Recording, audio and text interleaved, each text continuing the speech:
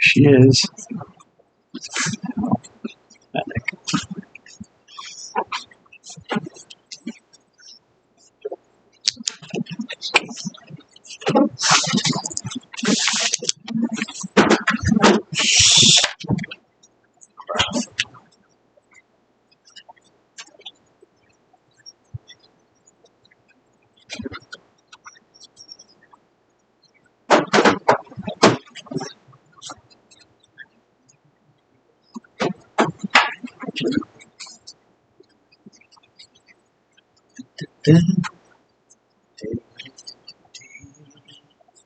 Okay. Okie dokie. Good to see you all again. Hope you had a good weekend. Something was brought up about, well, just to give you an announcement on the quiz issue. I received an update from Canvas, and apparently the situation should be fixed by the end of the month. I think they said February 28th, so we'll see what happens. But in the interim, I found kind of a complicated workaround, because on Canvas you can make, well, maybe you don't know, but you can make either a classic quiz or a new quiz.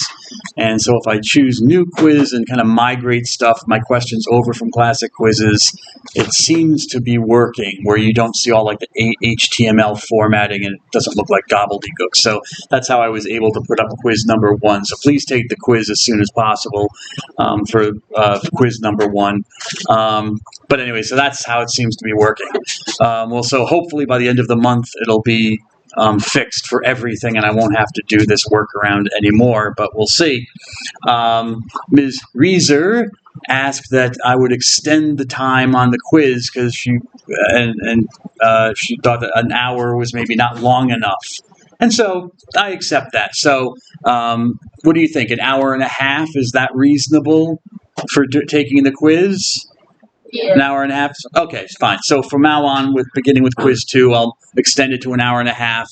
And for anyone in the class who has like an accommodation or something, obviously I'll extend it to the period of time that you need for that.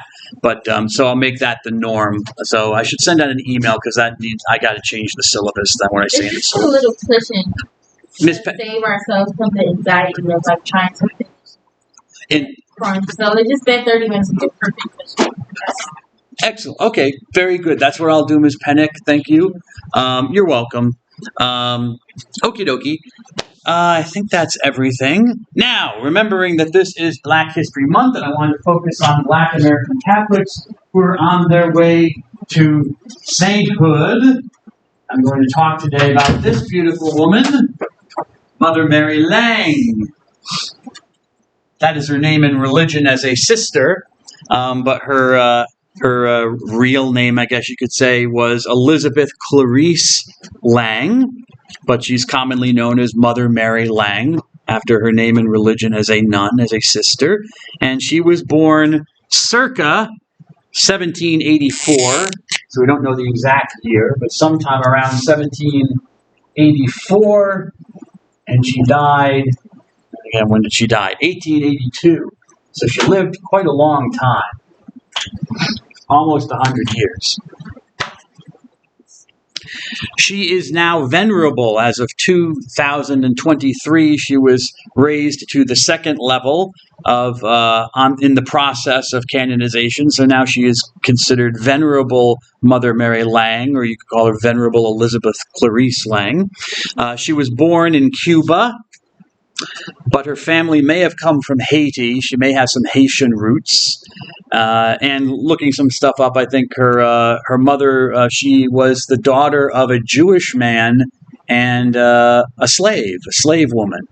So that's interesting. So she has, as we'll find out later when we talk about Judaism, God willing, she would not technically be considered a Jew because her mother wasn't Jewish, but she does have Jewish ancestry. So I find that very interesting. At least I find it interesting. Sometime in the early 1800s, her family emigrated to the United States, where they eventually ended up in Baltimore, Maryland, where apparently there were a lot of free people of color, as they called them. And she taught children from the Caribbean region in her home. She also decided, well, excuse me, before I get into that, a local priest asked her to start a school for black girls to teach them. And she said yes, but she also wanted to start her own religious order, which she did in 1829.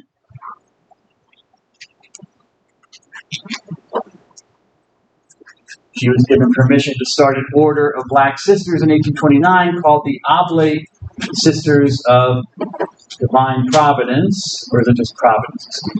Let me look at my notes to get the name right. Yeah, the Oblate Sisters of Providence. Oblate comes from a Latin word which means an offering, so that's just what the word means. So they kind of like were offering their lives as sisters, so they're called oblates. Sometimes you'll see this in the titles of religious orders. So the offering sisters of Providence, they're offering themselves to the work of God's providence, taking care of people. And you might remember when I talked about, I did this out of order. I should have done Venerable Henriette DeLille later after Mother Mary Lang, because Henriette DeLille also founded an order of black sisters, but as I told you, hers was the second religious order. This is the first. The Oblate Sisters of Providence, founded by Mother Mary Lang, is actually the first religious order of black Catholic sisters in the country. And so, they taught black girls who probably couldn't get an education anywhere else, given that, Maryland was still the South, you know what I'm saying? And in 1991, her cause for candidacy, well, she was, after her death, she was honored as a saint. People thought she was a very holy woman, but it took until 1991 for them to finally open up her cause for canonization. And so now it's progressing in that process, and she, as I told you, is now venerable. So I asked, and then you see here a picture of her in the religious habit that she gave to her sisters. And I ask you, Mother Mary Lang, for your prayers, not just for black Catholics, but for all Catholics, especially during this time of Lent, as we examine our lives and our relationship with God. Please pray for us, Holy Woman. Amen.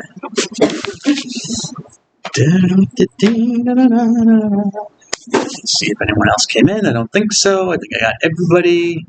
Good. Okay.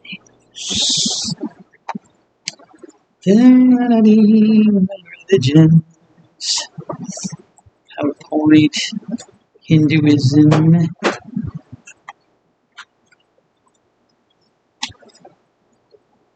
Whoops. I want to do that. There we go. Huh, that's weird. I go from that to cast. I thought I did cast at the end. No, because that must be out of order. I must have put that out of order. I want to go to this. Let's check this to make sure. Whoopsie doodle. Should have the white PowerPoint. Sorry about that.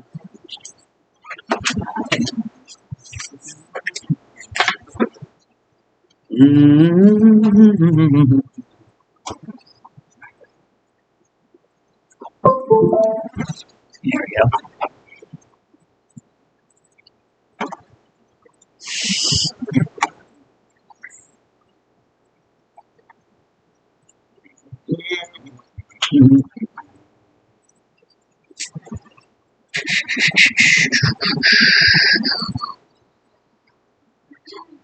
God willing. Let's see. Oh, wait a second. Yeah, that's what I did. That was my mistake. I forgot I gave it a different name. Okay.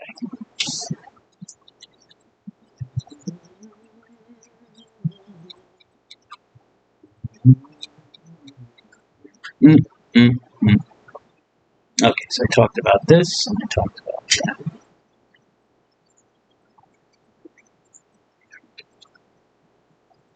Yeah, okay. Send it with Atman, or karma.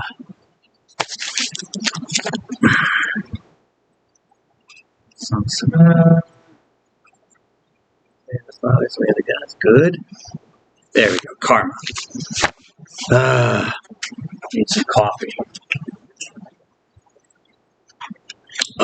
Okay, karma is where I ended. So, karma is a major idea pretty much in all the religions that derive themselves from India, not just Hinduism, but Hinduism is the major one. But other religions like Jainism, Buddhism, which comes from India, Sikhism as well, all have this idea of karma. And what is karma? Because samsara, the cycle that I've mentioned before, this endless cycle of death and rebirth that not just human beings, but all living things and all creation goes through, is a consequence of karma. Karma is the driving force behind the cycle of reincarnation. So what is it? I'll give you a definition there. Karma is the name for good or bad actions that influence your destiny in this life and in the next. It comes from a Sanskrit word, which literally means an action or a work, a deed, one might say.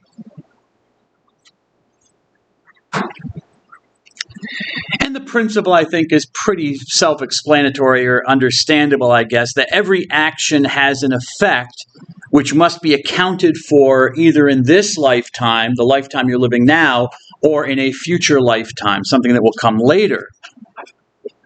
Karma is not really reward and punishment like you find in other religions like Judaism or Christianity or Islam.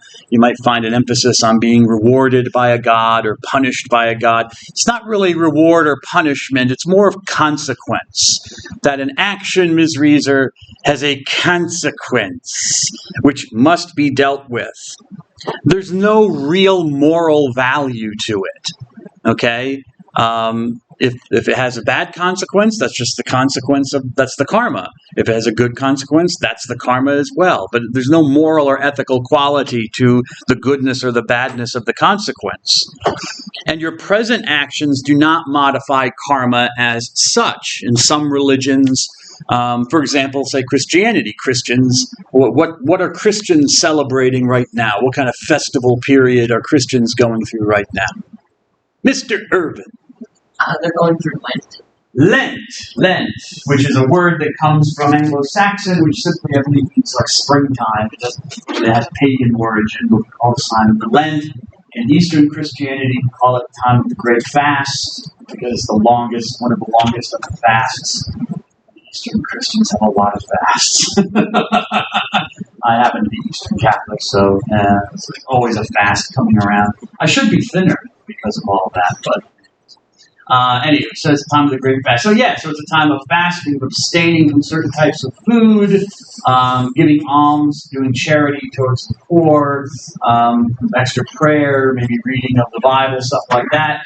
And the belief is amongst Christians that, and this is in other religions as well, that by doing good works you can kind of expiate or take away, remove bad things, sins you may have committed, the punishment due for sins or guilt that you have done, stuff like that. Not so with karma. That's not the idea with karma. You might do good actions, and you should do good actions in Hinduism. It's better than evil actions, but they don't modify the evil actions. All you do is you build up a store of good karma that will come to you later after you have to suffer through the evil actions. So you can't really expiate them or take them away, make satisfaction for them. Well, I already said that. The individual's present situation in life, how you're born, what type of person you're born as, the level that you're born as. These things are determined and explained by reference to actions in past history or past life. So, if you're born as maybe what you might consider a lower creature, like an insect, that might be due to a store of bad karma that needs to be taken into account. If you're born as a Brahmin priest, at a higher level of the caste, and you're born as a male, then that means, you're benefiting maybe from good karma, and that explains your situation and stuff like that. So another thing to remember about karma is that it is not the same thing as fate. Fate, which is kind of like a predetermined destiny. Because, karma can modify your destiny. You can't modify the karma, but, if you have like a lot of bad karma, but then you change and you start with good karma, that obviously modifies your destiny. It's not necessarily written in stone. You can make that choice to commit yourself to achieving good karma. And a lot of the karmic religions, Hinduism and Buddhism and Jainism, that's what a lot of the religious practice is designed to do, to start building up good karma. So it's not fate. It's simply the status that you've earned through the good or bad acts that you've done, either in a past life or that you're doing now in the present life. And these actions do not end, in case you missed it, they do not end with your death. They continue on into your future life and carry over into the next iteration of yourself, of your Atman, as it continues into the next life. The origins of the idea of karma are unknown, but it may have roots in the Jain religion, which has extensive literature on karma. So there may be influence here on Hinduism from another religion, which is not Hinduism, called Jainism. And I mentioned this before in the history of, when I talked about the history of Hinduism in India, this minor religion called Jainism. Karma is mentioned in the Rig Veda, Ms. Scally, but largely in the sense of ritual performance of the sacrifice.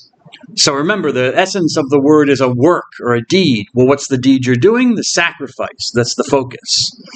And so the Vedas recognized a divine moral law which humanity had to maintain through prayer and sacrifice, to maintain the order, the dharma of the universe, of the cosmos, of reality. In the Vedas, there's really no hint of an idea that karma drives human beings through endless cycles of rebirths. So scholars think that the accepted that karma as currently understood is probably a non-Vedic idea. It comes from something outside the Vedas. There is some hint of the idea of karma as I've described it to you in the Brahmanas, which, as we know, are later writings which are attached to each of the Vedas except for the Atharva. It's only in the Upanishads that we get a clear notion of karma as I've described it to you, that it's the causality of action. The actions cause certain consequences. And I didn't put that on the PowerPoint. Maybe I quote from it. But we find this idea, for example, in one of the earliest of the Upanishads. Let me see if I quote it to you. Oh, I do. The Brihadaranyaka Upanishad. The Brihadaranyaka Upanishad. Book 4, number 4, verse 5. Yes. Does anyone want to read this from the Brihadaranyaka? I got you, Mr. Holstein. I've got you before. Let's see if we can get somebody else here. Let's see. Let's see. Somebody who's on his or her phone and isn't expecting me to pounce.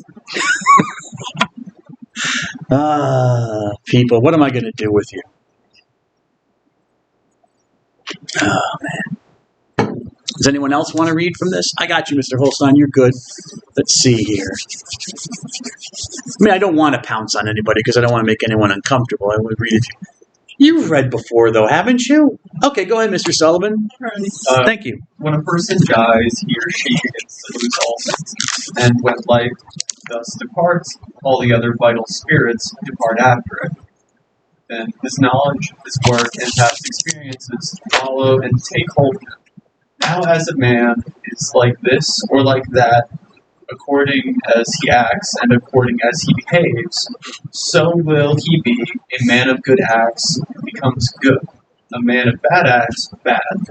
He becomes pure by pure deeds, wicked by wicked deeds. And a person consists of desires. And as is his desire, so is his will. And as is his will, so is his deed. And whatever deed he does, so will he reap. Okay, you reap what you sow. To quote another religious teacher, Jesus of Nazareth, But it kind of encapsulates it in the first line that I have them bold up at the top, that with your knowledge and your past experiences, your work will follow and take hold of you. Okay, so it'll follow you through the next life. So here we get, this is an example of the earliest evidence we have for karma as it comes to be understood. Okay. Now, notice it keeps saying this, the man, and of course woman as well, the person, it's the person's karma. And so the karma is non-transferable. You can't transfer karma to another, in theory. I mean, for example, I think amongst Jains, yeah, so amongst Jains, they might think that you can do that. Like, people will try to, like, bump into other people to kind of, like, transfer their karma, because Jains actually believe karma is kind of like particulate matter that adheres to your body. So you can kind of transfer it almost like germs. If you bump into somebody, then you get their bad karma, or your good karma, and stuff like that. But in theory, karma cannot be transferred. It's non-transactional. It's non-transactional, Mr. Rosley. Though some forms, well, anyways, I mentioned that. What does karma do? Karma, how does it work? Karma creates tendencies or impressions in the mind. Okay, I think we kind of see this here at the end. When you have your desire, which creates something in the will, and the will leads to a deed or an action, a karma. Okay, so it creates a tendency or an impression in the mind. Okay, and this impression kind of is also imprinted in the jiva, remember, because you have the atman, which is the true self, but you have the jiva, which is kind of what's entangled with the physical world, which is the thing kind of doing all these actions, I guess you could say.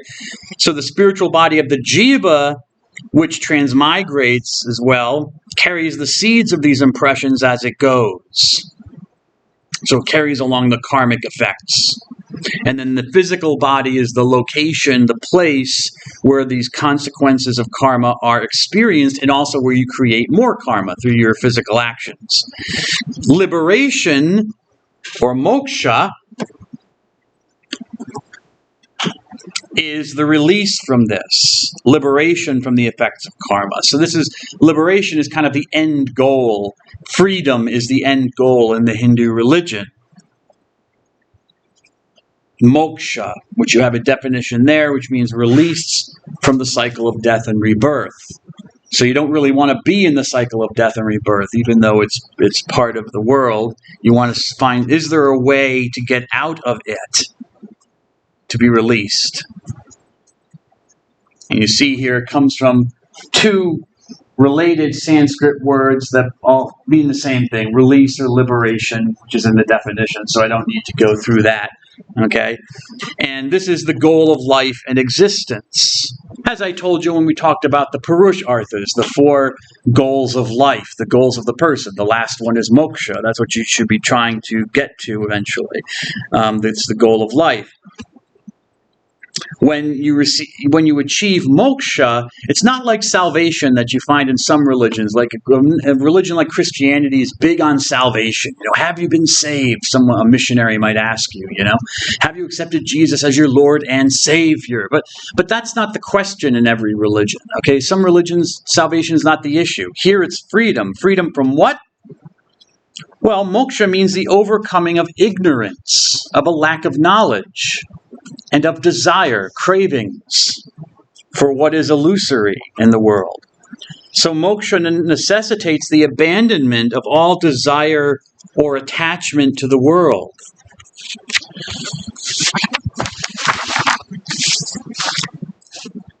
It also necessitates even attachment to moksha itself, that you don't want you don't create moksha as a thing that you desire and crave. It's something that's a goal that you're going towards, but you don't want to transform moksha into just another thing that you desire as well. So even the desire for moksha should not be your ultimate goal in a way, if that makes any sense. A person who does achieve moksha is called a jivanmukta. Jivanmukta. Notice the word jiva here. Your jiva has achieved release. Even if a jivan mukta has experienced liberation in this life, the person will still experience karma. Karma seems to be absolute, but the person will produce no more karma. So that's what happens if a person in this life achieves jivan mukta, moksha, okay, then the person doesn't produce any more karma. Since no karma is produced, there's nothing to be reborn at death. There's nothing following at death, and that's how you achieve liberation or freedom. So moksha is the attempt to be free from the store of action of karma, which has been built up over the lifetimes. This idea of liberating or freeing oneself from samsara, or at least the possibility of that freedom, is first clearly enunciated or stated in the Upanishads. Whoops. Did I put that in the PowerPoint?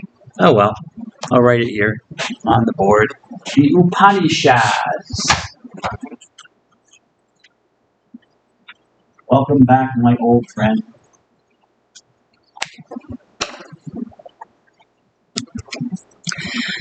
By finding, remember, the Upanishads are all about, what is it with leaving the door open, people?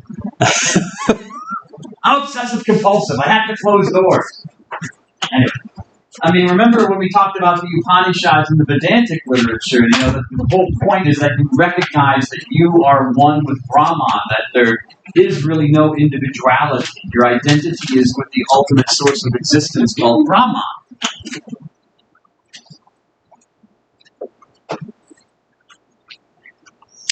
So by finding that identity, achieving this knowledge, okay, you've gone from ignorance of not knowing that you are Brahman to knowing that you are Brahman. There's no separate Atman to be reborn. You realize that self that you think is your individual self is not really an individual. It's part of this great Brahman. Okay, it's just illusion that you're separate or that you're individual. So again, there's no Atman to be reborn. You're freed. There's no reason to be reborn. You've been liberated.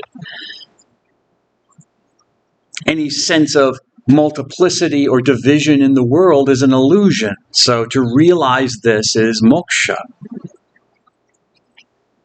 How do you achieve liberation or moksha? Well, according to the Bhagavad Gita, Krishna, in his discussion with Arjuna, outlines 3 paths. And there might be a 4th path as well. But in the Bhagavad Gita, which is the traditional source for these ways of achieving moksha, there are only 3 described. And these are the way of knowledge, action, and devotion. These are the 3 paths of liberation. The common term for these paths is the tree marga. Tree means 3 in Sanskrit, and marga is a pathway or a way, or a road is another translation for this. So you could call it the 3 pathways, the 3 roads of liberation. And so I give you a definition. The name for the triad, the 3 practices of knowledge, action, and devotion that help a person in achieving freedom from the cycle of death and rebirth. Now, do I mention this before I go? Yeah, I'll mention it since I'm thinking about it. You want to be careful here because they can also be called the 3 yogas. And in fact, that's their name in Sanskrit. The way of knowledge is called the jnana yoga. The way of action is called karma yoga. And the way of devotion is called bhakti yoga. Okay? You don't want to confuse this with what I call yoga, okay? Or Raja Yoga, which is the act of stretching, the physical exercises, okay? The word yoga has a broader meaning than just the practice of stretching or physical exercises, although it does include that, all right? So sometimes the tree marga is called the 3 yogas, just so you know. But be careful with that. Just understand that it has a broader, it doesn't mean the yoga that you might see with, gurus stretching, et cetera, and so forth, that you might do at a gymnasium or whatever. Okay. So out of these 3, jnana, karma, and bhakti, jnana yoga, the way of knowledge, and karma yoga, the way of action, are the oldest of the paths. And these are traceable to the Vedic writings. We can find evidence of these pathways in the Vedas. Okay. And I'm going to talk about each one in turn. The way of knowledge. Let's start with the way of knowledge. Jnana yoga. It comes from the word jnana comes from the root or the verbal root jna, and Sanskrit, which I did not put on the PowerPoint, but I'll write on the board for you. Nya, sometimes you'll see that diacritic remark, the tilde, this diacritic mark, which it's more like a nya than an n, so it's nya, which means to know.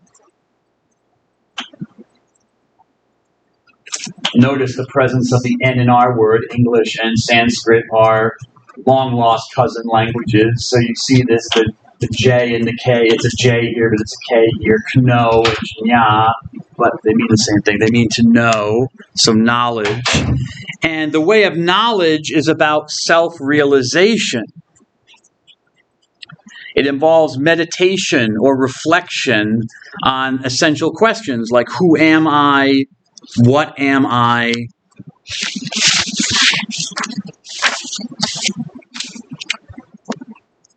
The way of knowledge or jnana yoga is typically done with the aid of a guru who is a sacred, a religious teacher, a guru. You find gurus in all types of religions, that's just the name for it in Hinduism.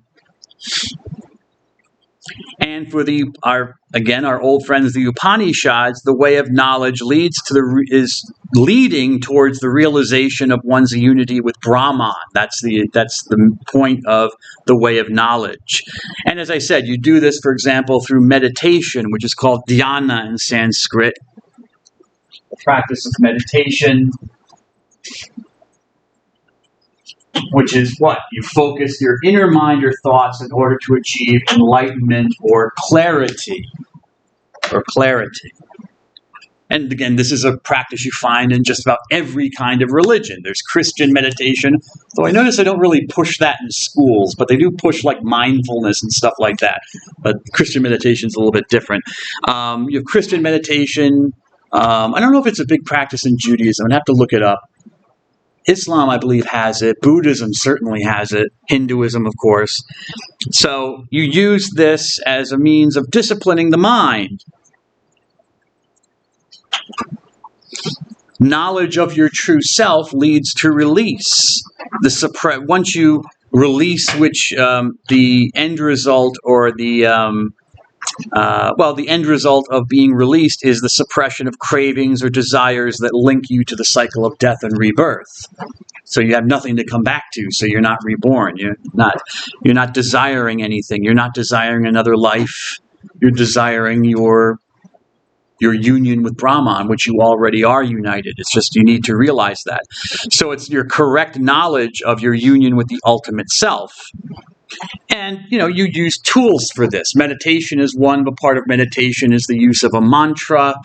You can see this, the definition there of a mantra, a syllable, a word, or a phrase that you use for ritual or meditation purposes, something that you focus your mind on, and you say usually repetitively or ritualistically.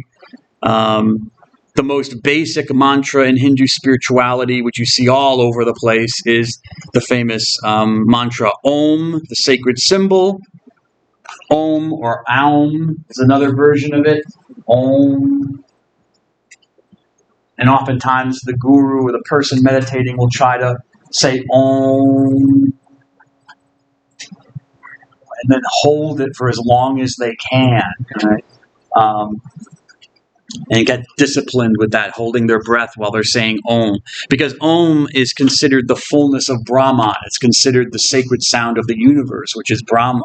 Brahman is the underlying foundation of the universe, and that Om is, yes, a symbol of Brahman, but in some ways it's also a Brahman itself. It taps you into the presence of Brahman. So it's a very important mantra. And I mentioned when we talked about, for example, we read from the Upanishads, and Uddalaka was talking to his son Shvetaketu, and he, used the mantra, became a mantra, the phrase when he's telling him that you are Brahman, your Atman is Brahman, and he says, Tattvamasi, you are that. The fine essence that you see or can't really see, but you perceive is in the seed that you broke open is Brahman, and that is the same as you.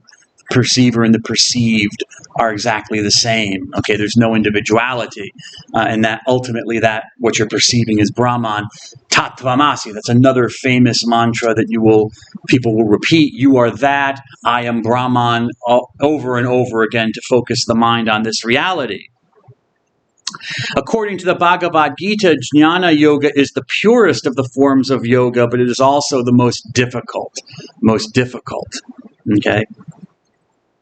Now, the way of knowledge includes meditation and mantras, and you will often find combined with the way of knowledge this yoga, what I call yoga.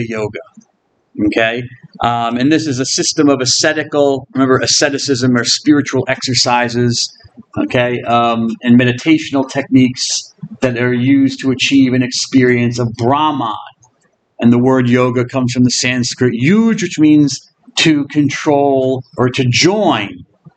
It's related to our word to yoke as well, to yoke something, which means to connect something, okay? Like you yoke up a group of oxen to plow your farm, It means you put this, piece of wood over their shoulders, over their necks to connect them together, to join them. So yuj has a similar meaning, to join or control.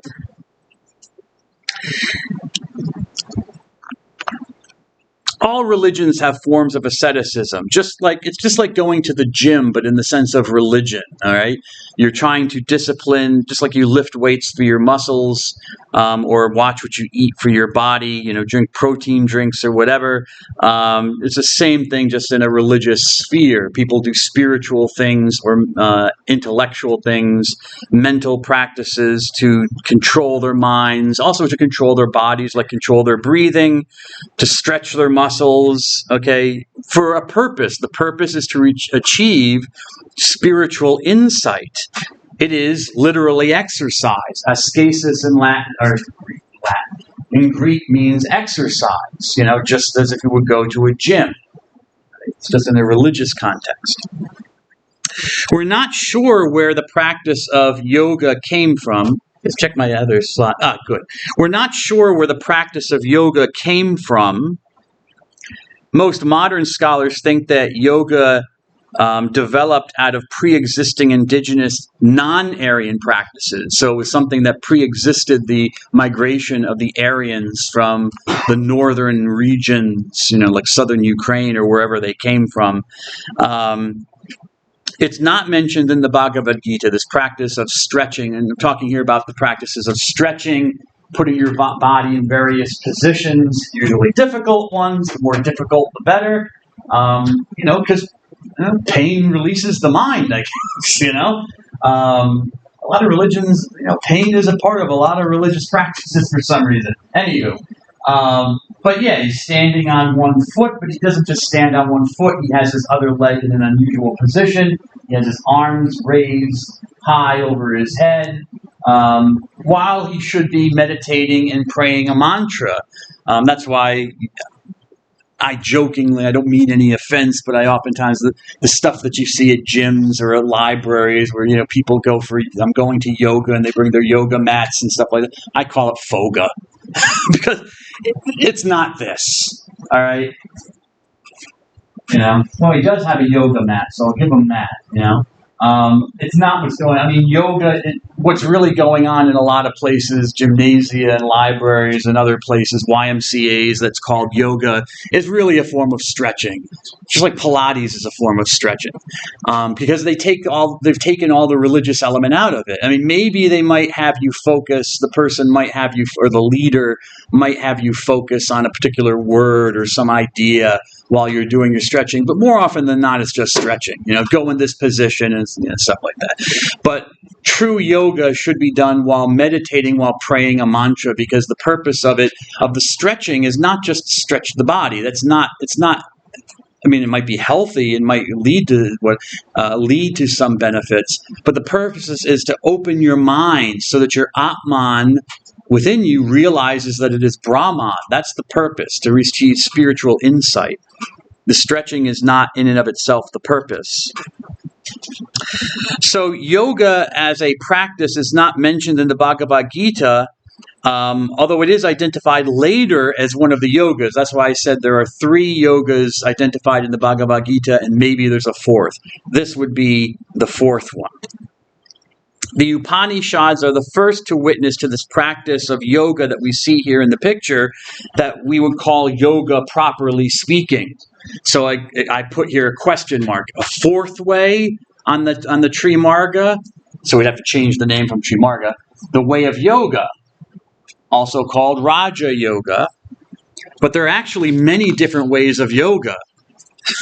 Raja Yoga is the one that you use, or Hatha Yoga is the one that's usually practiced here in the West. There are other forms. I remember I was at my local library where I go there for an exercise class, and they had a little poster up for they're going to teach Kundalini Yoga. And anyone who's familiar with Kundalini Yoga, I'm like, I hope they had them sign a waiver. Because if you know anything about Kundalini Yoga, it's erotic yoga. It's filled with all sorts of sexual practices.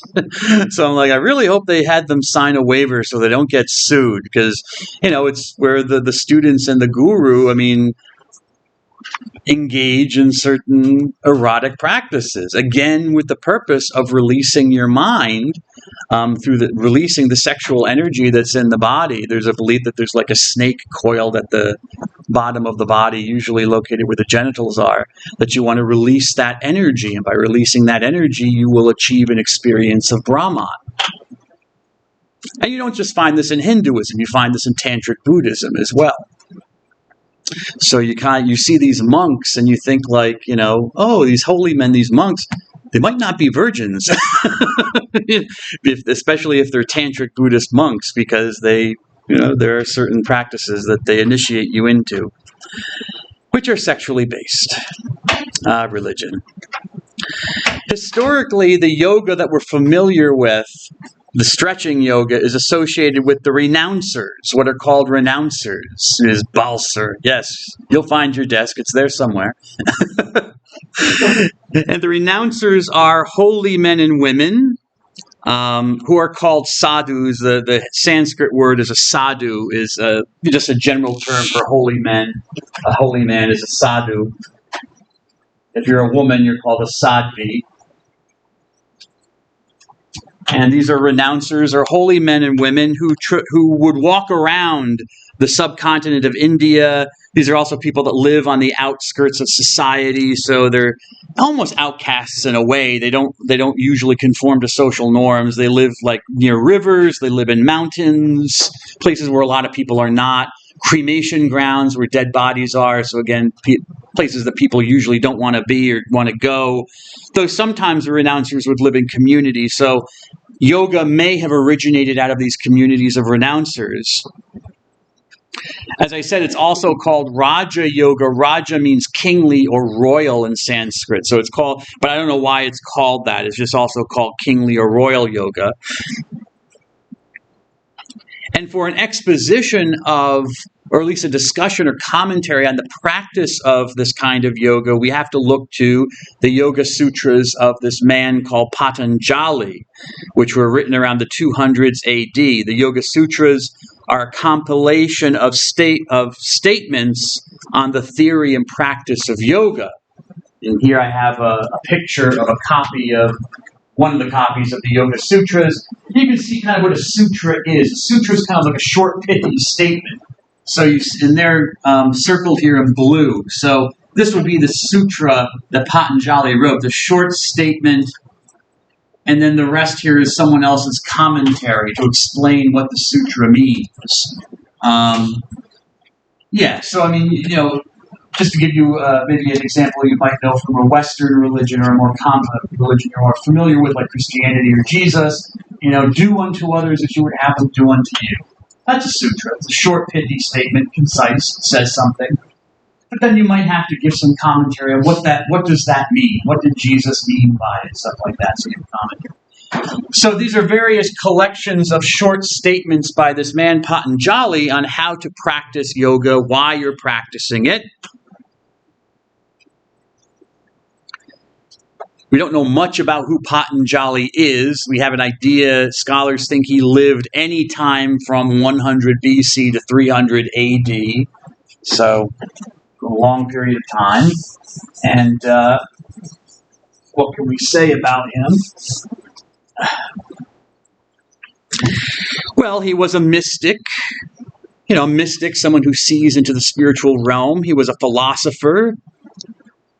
He might have been a grammarian. There's a book of grammar that's associated with the name Patanjali. Is it the same Patanjali? We don't know, but it might have been him. There's also another medical book, an ancient book on medicine written by a Patanjali in India. Was it him? We don't know. So he could have been a grammarian, a medical author, and a writer on yoga. Patanjali has become divinized in Hinduism. He's become godlike, a semi-divine figure who's associated with the snake god Shesha, who's associated with our friend Shiva, right? Who Shiva is resting on the snake. Is that Shiva the destroyer? Yes, I believe so. Well, let me go back. Let me check. Refresh your memory, Dr. Dunn.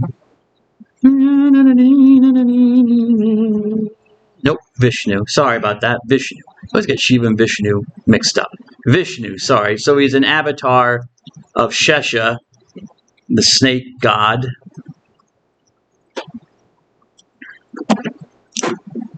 And he is prayed to during yoga practice, which might be a reason why some Christians have, if you're like a born-again Christian, you might want to do yoga because they pray to him as a god during yoga sometimes. What is yoga used for? Yoga is used, as I said, it's a system of methods, it's a technology of liberation or moksha from the world of suffering. Yoga, the whole purpose of the stretching is the means by which the mind and the senses are restrained and our sense experience is transcended so that the true identity of our Atman can be transcended. Okay? This is a very difficult position. I believe it's called the destroyer of the universe, but I won't be trying it anytime soon because you have to carry me out of here. They do a little yoga when I'm in my exercise class, and I can barely down dog and upward whatever. So I try my best, but look at this body. It barely moves. So I don't want to get hurt. But anyways, okay. So that's what's going on with yoga, which might be another way. This is a quote from the Yoga Sutras of Patanjali, which I thought was interesting. When a perturbation is kind of like, what do you call it, fast movement or something like that. But when the fast movements or disturbances is another way you could describe it.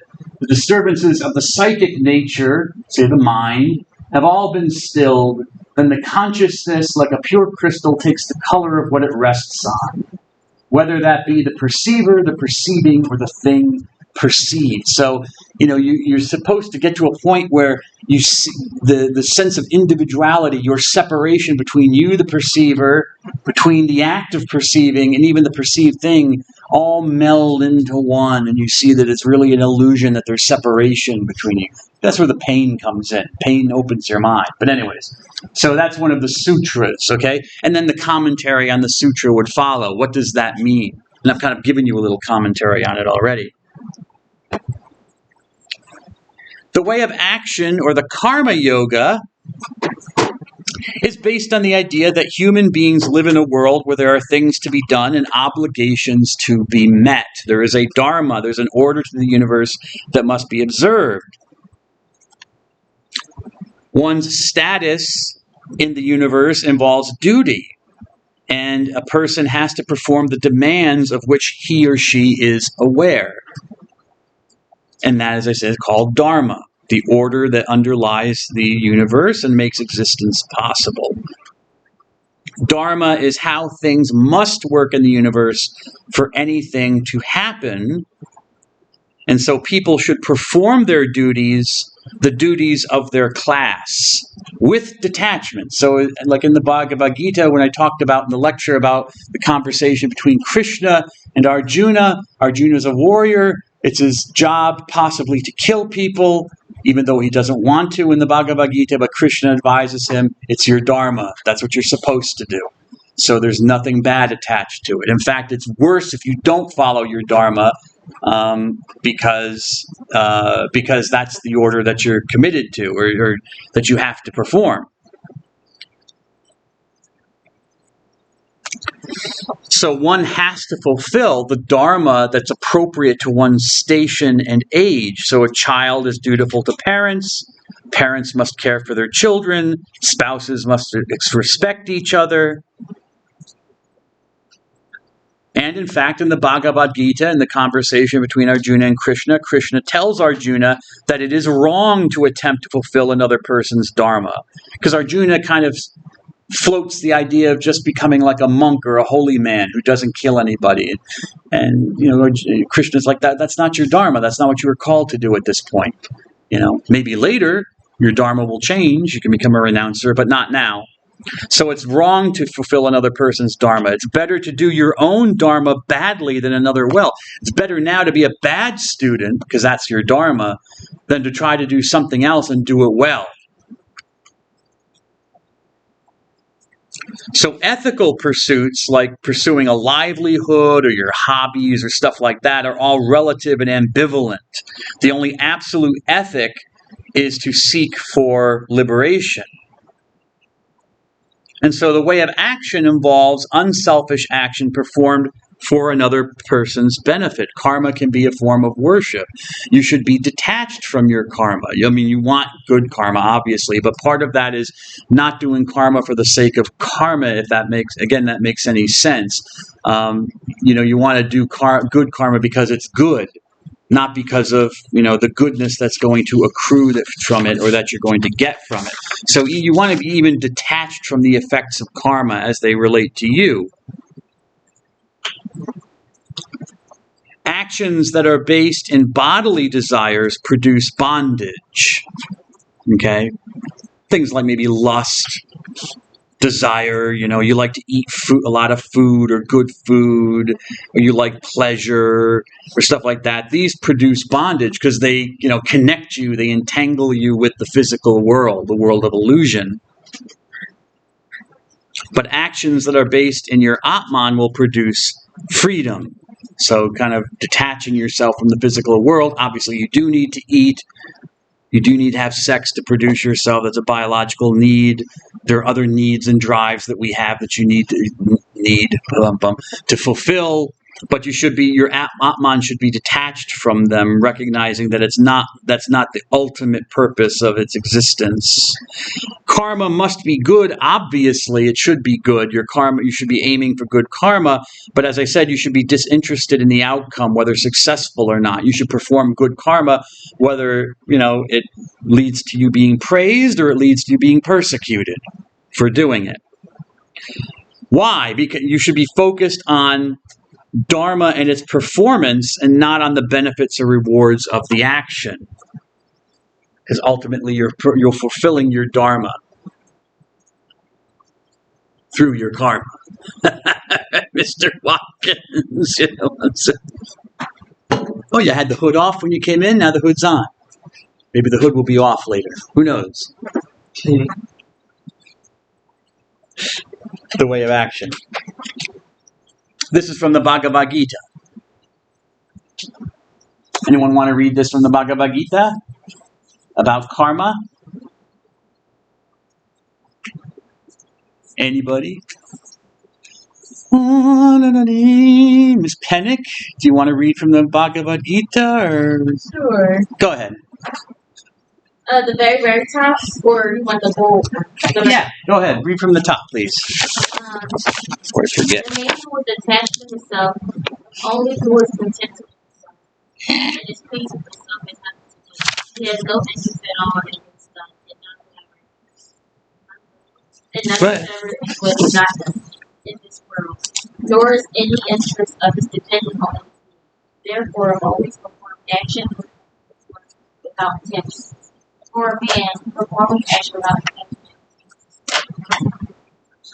Okay, so you attain the supreme by doing your actions, or the performance of the karma, the deeds that you need to do of your dharma, as you must do them, okay, and you will attain the supreme. I'll assume the supreme here means Brahman, or your ultimate reality. Okay, why? Because that's what you're supposed to do. That's the order of the universe that you're fitted into. All right. So this is just an example of what I already told you. But you want to, without attachment, you want to not do karma for the benefit you'll get from it. Okay, you want to do it because it's part of your role in this life that you're existing in, until of course you're in the next life or you're released. Finally, the way of devotion, the way of bhakti. Bhakti. I think I gave you the definition of bhakti before, but I give it to you again. To be devoted to something, usually a god. It comes from the Sanskrit word bhaj, which means to divide, but also means to share, to participate, to be attached to something, so that we're getting closer to the idea of devotion and piety, attachment. And bhakti appears as a movement in India around the 500s AD, mainly because it was just so hard to follow the religion. People, the rituals, the sacrificial rituals were so involved, so detailed, so long, that most normal people just simply couldn't really participate or perform them, So people were looking for another way to still be attached to their religious beliefs, but something, I guess, that you might say was simpler and more direct. And a way to do that was by direct devotion to a god, kind of jumping over the sacrifice in a way and just going straight to the god worshipped, So bhakti is an intense emotional love for a personal god, be it Vishnu, be it Shiva, be it Krishna, be it whatever, the Shakti or Shakta. And bhakti, as I said, can be given to a god, but it can also be attached to a guru, your religious teacher, or the guru's teaching. And here in bhakti, the absolute confronts the person in a personal, approachable form. And it's more of a way of life than a clear doctrine. Okay, so if you're looking for something like, what's the clear teaching on bhakti? It's more a way of life, and it's more, where the rubber hits the road. Okay, and how you live your devotion and love for the god or the guru that you are devoted to or honoring. And so idols or idol worship are part of this marga, this yoga, very much a part of it. According to the Bhagavad Gita, Bhakti Yoga is a way of salvation, shouldn't have used that word, a way of liberation, I should say, a way of liberation that's higher than karma or jnana yoga. Because even women, kind of shows you the view of women from Hinduism, but even women and Shudras, are those who are at the lower caste level of society, the lower rungs of society, can achieve liberation through devotion. In the case of the Gita, it's devotion to Krishna, who is really Vishnu. So bhakti to Krishna. So that's the highest form of liberation, according to the Gita. Due to its concern for an immediate experience of the divine, Bhakti Yoga often rejected the more institutionalized performance of Hindu religion, like the temple or yoga practice. It was more of an outpouring of love for the God and losing oneself in an experience of self-transcending love. Okay, so it's much more emotional in that sense.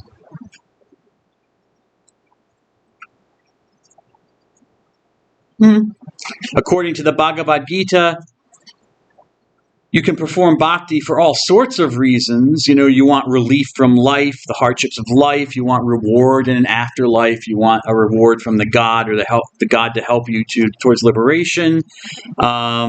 And all these are good because they lead onto a path of spirituality.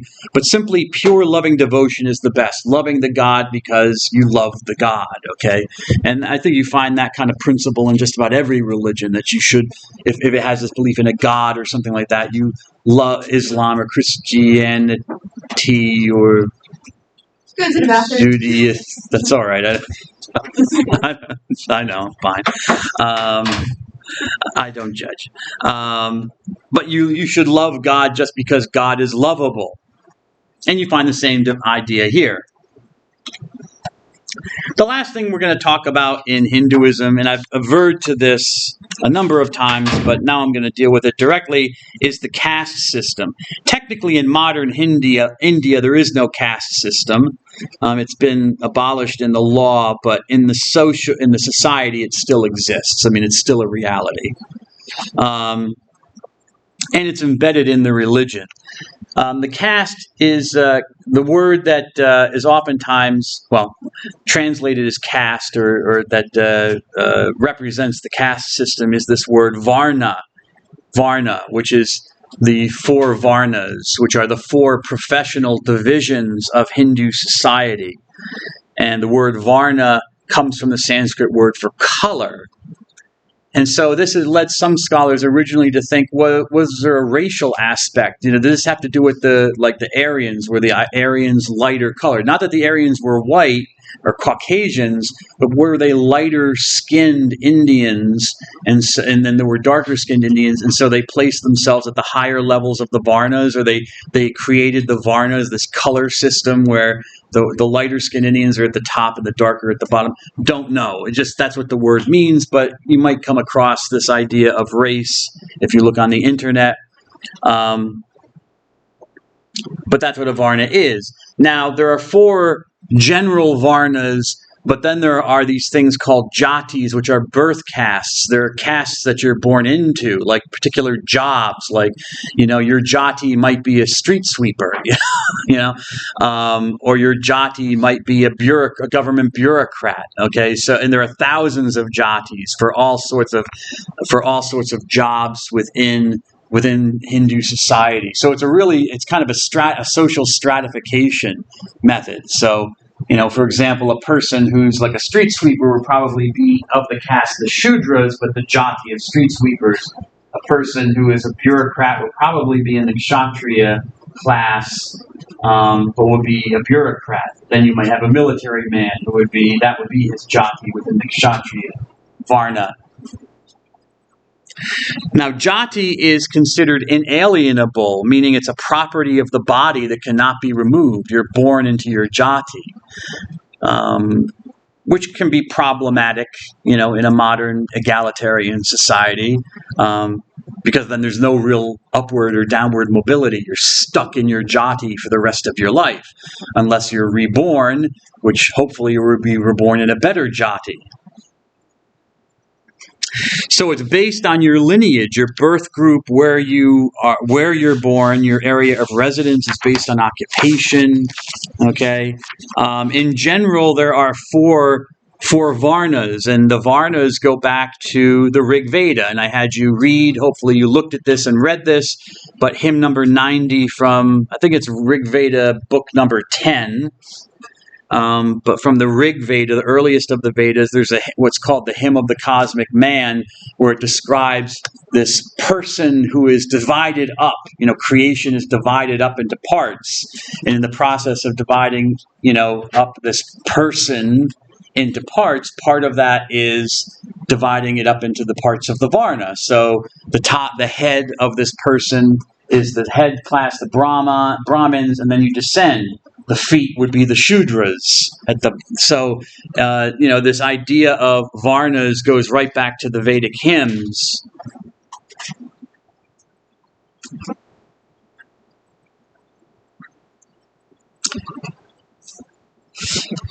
What do these things do? Well, before I do that, I'm going to do this. What are the Varnas? Well, we have Brahman.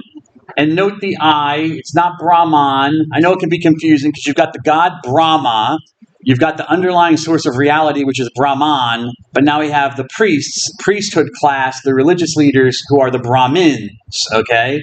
So note the I, note the spelling. A Brahmin, they're the highest class, they're the ones who perform and regulate the sacrifices. The next class are those who defend the society, the Kshatriyas. Okay, so they're the rulers and the warriors, the government officials. Then the people who are the engine of the society, the people who make money and produce things, which would be the merchants, the landowners. They're in the Vaishya class, or the Vaishya Varna. And then finally you have what you might call the peasants, the poor people. The people who are the workers who do all the work. People who are artisans, artists, peasants I mentioned, and they're called the Shudras. Are there any other people? Yes, there are the people who are called the pariahs or the outcasts, who don't fit into any of the varnas, and you really don't want to be one of them. I mean, in fact, it's so bad to be one of the outcasts that, if a Brahmin priest can't even look at you. If he looks at you, he's supposed to look into the sun to cleanse his eyes, because some people are so outcast that they make the Brahmin priest unclean. So what's the purpose of this? Well, I mentioned social stratification. The purpose is also to regulate pollution. As I kind of already mentioned with, people who are pariahs and outcasts, that a Brahmin certainly could not marry someone who's an outcast, because that would pollute the Brahmin. You can't mix with the lower castes. So you have to control issues of marriage and who you can eat with or not eat with. You sometimes see this if you go online and you look at marriage stuff on Indian newspapers from India and stuff like that are online. People who are looking for, love people that, to hook up with, for marriage purpose and stuff. They'll sometimes have a list of what they're looking for and say, I'm looking for a kshatri, I'm looking for someone who's a shudra, they'll list the kind of varna or jati that the person has to come from in order for the man to marry her, or for the woman to be acceptable. So even though the varnas are technically illegal, or I shouldn't say they're illegal, but they're not part of the government or the legal system of India, they are part of the society. The first three of these castes, the Brahmin, the Kshatriya, and the Vaishya, are called twice-born, or Dvija, from the word for two in Sanskrit, Dvija. They're twice-born, or also called the initiated, because they achieve a second spiritual birth when they are initiated into their jati. And this usually happens when you're older, like when you come to age of puberty and stuff like that. So that time period of your life. I'm sorry, that's wrong. In your 20s, excuse me, after you're a student, if I remember correctly. So in your 20s. The Dvijas are invested, after they've completed their Vedic their study of the Vedas and stuff like that, they are given a sacred thread, which is worn across the left shoulder as an indication of their status as twice-born. They're given a secret name and a special mantra. Sometimes you'll see caste marks on the head, on the forehead, of different colors and stuff like that, which will indicate what kind of varna a person belongs to. So that's what's going on there. Oh, okay. All right. Well, that's all I got to say, I think, about Hinduism. And on Thursday, I will move on to Judaism, the next oldest religion. So God bless you all. Good to see you. Have a good day.